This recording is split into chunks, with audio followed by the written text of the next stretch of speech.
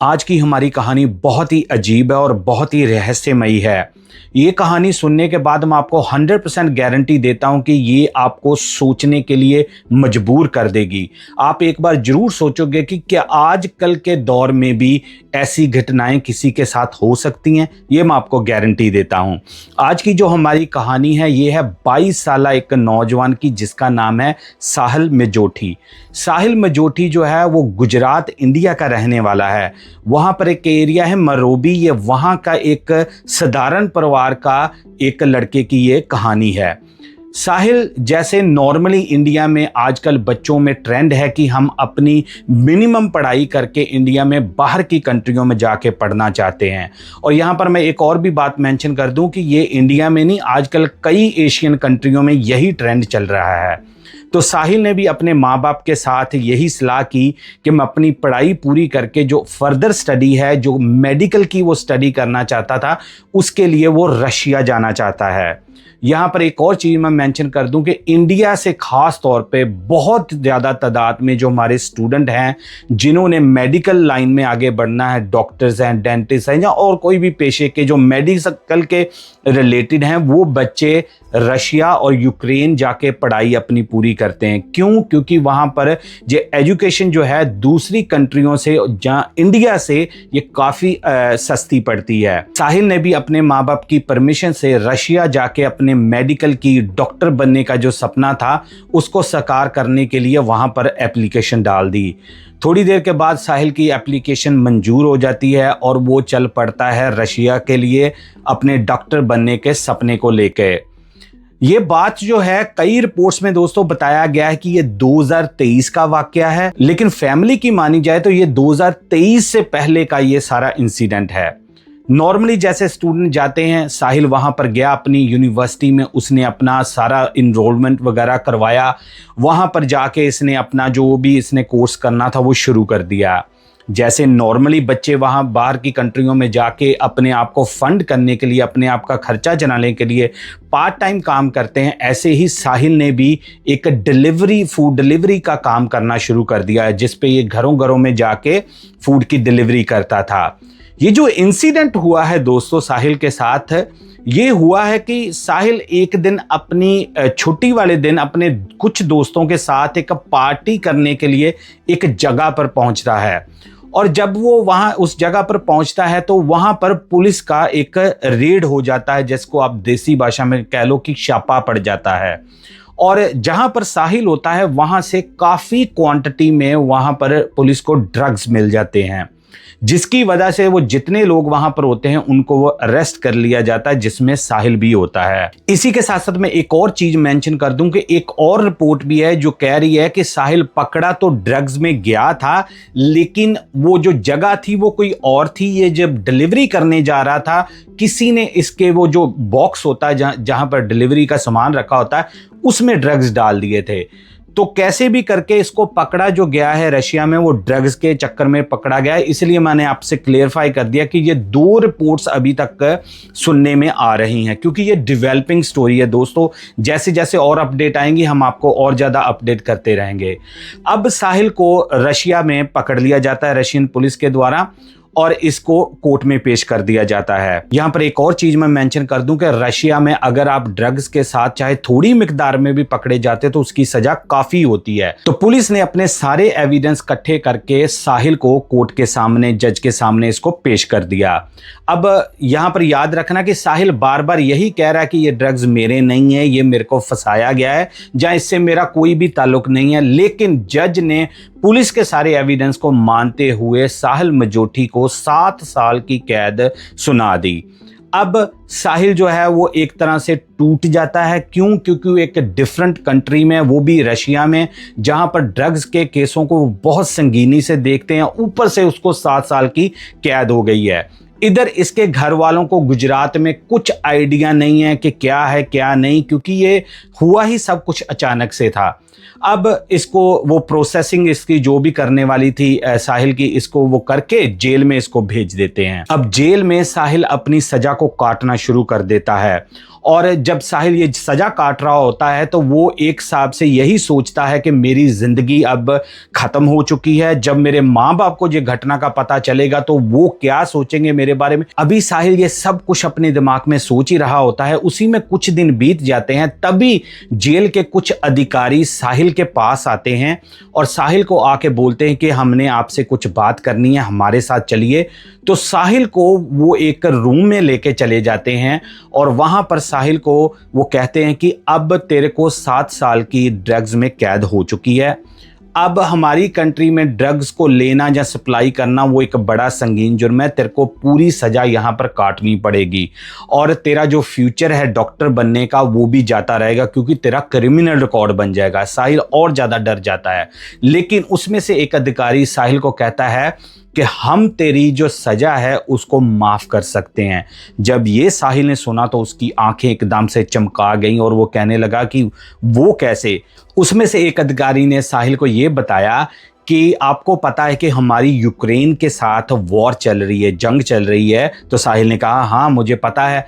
उन्होंने कहा कि अगर तुम हमारे लिए हमारी कंट्री की तरफ से यूक्रेन के फौजियों के साथ लड़ोगे या लड़ाई करोगे, वॉर में हमारी सहायता करोगे, तो हम तुम्हारी जो सज़ा है उसको माफ़ कर देंगे और आपको फ्री मैन एज ए आप आज़ाद कर देंगे आपको। साहिल ने पूछा अगला सवाल कि कितनी देर के लिए। तो उन्होंने बताया कि 6 महीने मिनिमम आपको वहाँ पर यूक्रेन के फौजियों के साथ लड़ाई करनी पड़ेगी और 6 महीने के बाद जब आपका वो फिनिश हो जाएगा पीरियड, हम आपको फ्री कर देंगे। आपकी कोई सजा नहीं है और आप अपनी डॉक्टरी की पढ़ाई भी जो है वो दोबारा से करनी शुरू कर देंगे। अब साहिल के पास अगला सवाल ये था कि मैं तो फौजी नहीं हूं, मेरे पास तो कोई ट्रेनिंग भी नहीं है, मैंने तो आज तक कभी बंदूक तक नहीं पकड़ी। तो उन अधिकारियों ने साहिल को ये बताया कि कोई बात नहीं है, हम आपको 15 दिन की ट्रेनिंग के लिए रशियन आर्मी के बेस में भेजेंगे, जहां पर आपको हथियार चलाना और दूसरी बेसिक चीजें जो हैं वो सिखाई जाएंगी। और अब साहिल जो था उसका दिमाग जो था एकदम से कई ख्यालों के साथ भर गया और उनसे अधिकारियों से कहा कि मुझे 1-2 दिन का टाइम दे, मैं सोच के आपको बताता हूं। वो अधिकारी उससे कहते ठीक है आप 1-2 दिन में बता दो, नहीं तो आप जेल में ही सड़ने के लिए 7 साल के लिए तैयार हो जाएं। अब जो साहिल था वो अकेले में सोच रहा है कि यार अब मैं यहाँ पर कैद हूँ, 7 साल मुझे सजा हो चुकी है, जब मैं बाहर निकलूंगा मेरी वैसे ही एज उतनी हो जाएगी और जो ड्रीम था मेरा डॉक्टर बनने का वो भी पूरा नहीं होगा। ऊपर से जो घर वालों को जब पता चलेगा, चाहे मैंने कुछ किया या नहीं किया, वो भी एक बार सोचेंगे कि हमारा बच्चा बाहर की कंट्री में गया था और ड्रग्स लेने में या खरीदने या बेचने में इन्वॉल्व होकर इसको सजा हो गई थी। तो काफ़ी चीज़ें जो थी इस समय साहिल के दिमाग में चल रही थी कि मैं क्या करूं। तो आपको पता ही कि जब आप वनरेबल एक सिचुएशन में होते हैं तो आप वही सोचते हो कि जो आपको फ्यूचर में लगता है कि यार ये चांस है मेरे लिए। तो ऐसा ही साहिल ने किया। जो उसकी एक लो मोमेंट थी लाइफ में, उसने ये सोचा कि यार ठीक है मैं ना इसको हाँ कर देता हूँ, क्या होगा 6 महीने के बाद जब मैं वहां पर जाऊंगा ड्यूटी अपनी करूंगा तो वापस आके तो अपने कंट्री वापस चला जाऊंगा। तो साहिल ने उन अधिकारियों को हाँ बोल दी कि ठीक है मैं आपकी कंट्री के लिए लड़ूंगा और 6 महीने के बाद मुझे आप लिख के दे दें कि आपकी सजा माफ हो जाएगी। अब साहिल का उनके साथ ये समझौता हो जाता है और साहिल जो है 15 दिन की ट्रेनिंग के लिए एक आर्मी के बेस में, रशियन आर्मी के बेस में उसको भेज दिया जाता है कि जहां पर वो जाके बेसिक हथियार चलाने की और दूसरी वो टेक्निक्स हैं वो सीख सके। अब जो साहिल के साथ आगे होने वाला था, आप उसको सुन के आपकी रूह कांप जाएगी। आप विश्वास नहीं करोगे कि ऐसा भी हो सकता है आजकल के दौर में।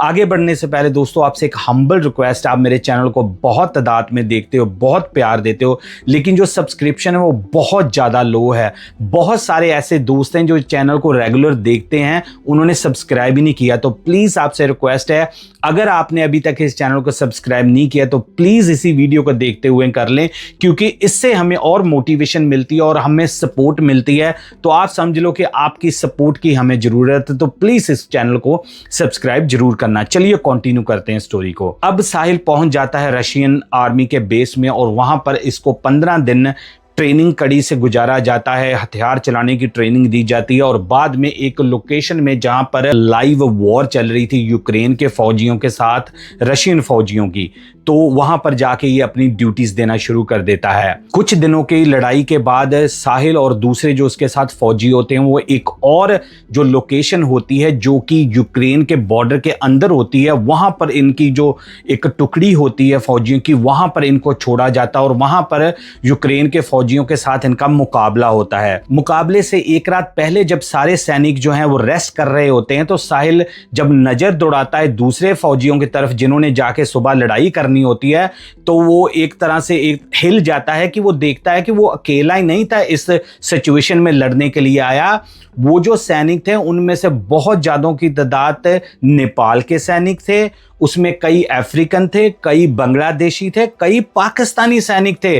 तो वो अब बात ये समझ गया था साहिल कि मैं अकेला ही नहीं हूं जिनको ये जो रशियन गवर्नमेंट है उन्होंने फंसाया है ऐसे काम के लिए। बहुत ज्यादा लोग थे जो ऐसे ही उन्होंने जेलों में से या दूसरे चीजों से निकाल के इनको इस लड़ाई में झोंक दिया गया था। अब अगले दिन ये एक विलेज में पहुंच जाते हैं, यूक्रेन के द्वारा कंट्रोल किया गया होता है और यूक्रेनियन फौजी जो होते हैं वो काफी तादाद में वहां पर धावा बोल देते हैं और इनके जो फौजी होते हैं जो साहिल के साथ रशिया की तरफ से लड़ने आए होते हैं वो उनका काफी नुकसान होता है, कई फौजी अपनी जान गंवा देते हैं।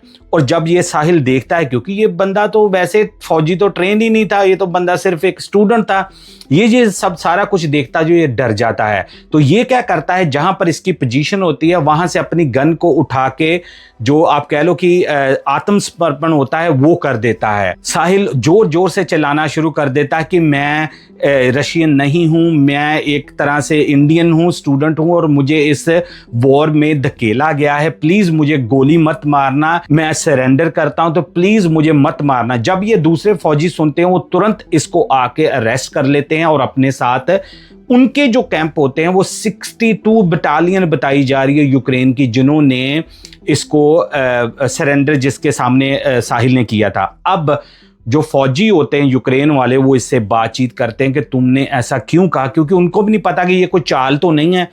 तब वो साहिल के साथ जब बातचीत करते हैं तो उनको ये पता चलता है कि हाँ सचमुच में साहिल रशियन बॉर्न नहीं है, वो एक इंडियन स्टूडेंट है जिसको इन्होंने लालच दे के वहां पर यूक्रेन के फौजियों के साथ लड़ने के लिए भेज दिया था।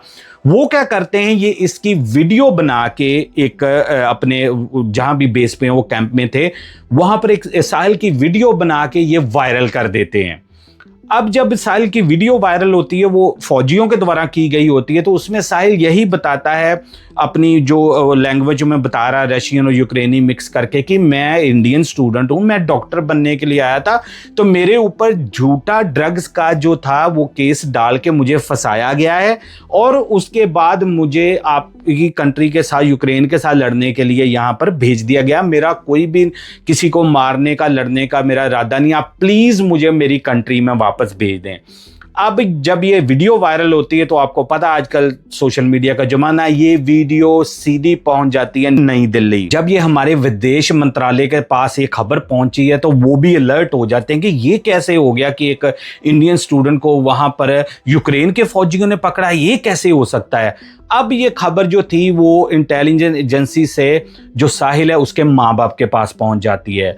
वहां पर तो आप समझ लो कि एक शोक का माहौल, एक समझ लो कि एक डरावना सपना जैसे होता है। उनके माँ बाप के बयान आए हैं, उन्होंने कहा कि हमारे लिए वो डरावने सपने जैसी न्यूज़ थी जब हमें अथॉरिटीज़ ने आके बताया कि आपका बेटा जो स्टडी के लिए रशिया गया था वो यूक्रेनियन फौजियों ने पकड़ लिया और वो रशियन यूनिफॉर्म में रशियन हथियारों के साथ उसको पकड़ा गया है, रशिया ने उसे अपना सोल्जर बना के यूज किया। तो अब आप समझो ना, देसी माँ बाप उनको क्या पता रशिया यूक्रेन वॉर चल रही है, लड़का उन्होंने भेजा है अपनी स्टडी के लिए, वो तो पहले प्रोसेस करने में उनको कई दिन लगे। उनकी मदर जो है साहिल की उसके मीडिया में बयान आए कि मुझे तो 2-3 दिन से यही समझने में लगे कि हुआ क्या है असल में। अब हमारा जो विदेश मंत्रालय है वो यूक्रेनियन सरकार के साथ बातचीत कर रहा है कि हमें हमारा सिटीजन जो है वो हमें वापस किया जाए। लेकिन यहाँ पर दोस्तों एक और चीज़ है कि ये जो यूक्रेनियन फौजी हैं वो ये बिलीव करने से अभी वो थोड़ा कतरा रहे हैं कि ये इंडियन है, क्योंकि उनको लगता है कि ये बंदा रशिया की तरफ से कोई ऐसा हमारे लिए थ्रेट था जहां उनकी कोई चाल है, क्योंकि अगले ने सारा वेरिफिकेशन अब करके ही देनी है। क्योंकि ये जो वाकया है ये पिछले महीने अक्टूबर 2025 का ही वाकया है, तो वो पूरी वेरिफिकेशन कर रहे हैं कि कहीं ये रशिया की चाल तो नहीं है और ज़्यादा जो इन्फॉर्मेशन है वो निकालना चाहते हैं साहिल से। क्यों? क्योंकि साहिल ने 15 दिन रशियन बेस के ऊपर ट्रेनिंग में वहां पर उसने स्पेंड किए थे, तो अब वो और भी इंफॉर्मेशन चाहते हैं उनकी कि हमें सारी इंफॉर्मेशन मिल सके। अभी जो है उनके जो साहिल के माँ बाप हैं वो विदेश मंत्रालय से, भारत सरकार से गुहार लगा रहे हैं कि किसी ना किसी तरीके जो हमारा बच्चा रशिया से पढ़ाई करने के लिए गया वहां पर फंसा है उसको प्लीज निकालने में सरकार उनकी मदद करे। अभी साहिल के फ्यूचर का जो फैसला है ये यूक्रेन सरकार और उनके फौजियों के पास, अभी आप कह सकते हो कि बॉल उनके कोर्ट में है। वो डिसाइड करेंगे कि साहिल को कब उन्होंने छोड़ना है, जहां उनको कोई सजा तो नहीं देनी, ये अब उनके हाथ में है, यूक्रेन की गवर्नमेंट और उनके फौजियों के हाथ में है ये सारा कुछ कि क्या साहिल के साथ अब वो करेंगे।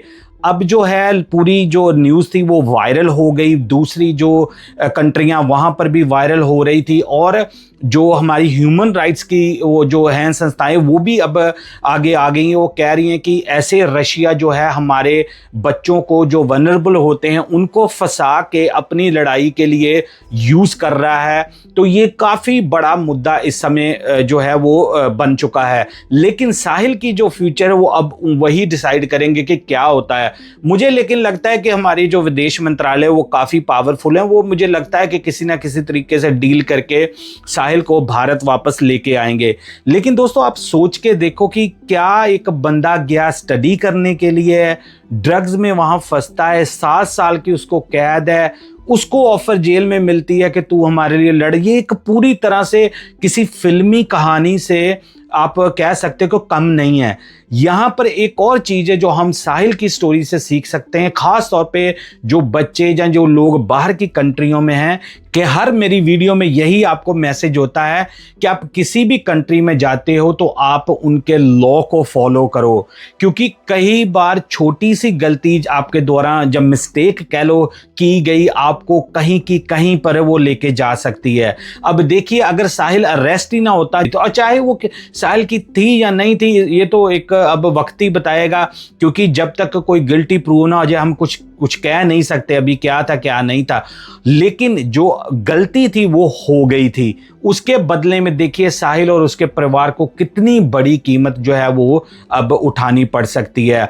अभी कोई भी अपडेट नहीं है साहिल की क्या होने वाला है। जो भी कोई अपडेट आएगी मैं आपके साथ जरूर शेयर करूंगा। लेकिन फिर भी मेरा मैसेज है, अगर आप हो सके तो इस वीडियो को ज़्यादा से ज़्यादा शेयर करना, कि अगर आप किसी भी कंट्री में जाते हो तो प्लीज़ जिस काम के लिए आप गए हो उसी काम के ऊपर स्टिक रहें, ना कोई वहां पर आप पार्टियों में जाएं, ना किसी के साथ बहसें, ना कोई ऐसा लॉ को ब्रेक करने वाला काम करें। अब बस अब जिस काम के लिए गए वही करें, क्योंकि छोटी गलती कई बार आपको नहीं पता आपको कहां पर वो फेंक सकती है। तो ये एक यूनिक केस था जो मुझे लगता था कि मैं आप लोगों के साथ शेयर करूं। आपको ये कहानी कैसे लगी आप कमेंट्स में जरूर बताना। आपको पता मैं आपके कमेंट्स के रिप्लाई करता हूं, आप मुझे अपनी राय जरूर देना कि क्या साहिल के ऊपर बिल्कुल बेबुनियाद केस डाला गया था, क्या उसको फंसाने के लिए ये सारा प्लान किया गया था, जहां आपको लगता है कि साहिल कुछ ऐसा इन्वॉल्व था लेकिन उसकी किस्मत ऐसी थी कि उसको आर्मी वालों ने ऐसा एक ऑफर दे दिया। आपका जो भी सुझाव होगा मैं आपको जरूर रिप्लाई करूंगा, तो मैं रिप्लाईज की वेट करूंगा। मुझे दें अब इजाजत, मैं मिलूंगा एक और नई क्राइम स्टोरी में। तब तक के लिए एज यूजुअल दोस्तों, जय हिंद।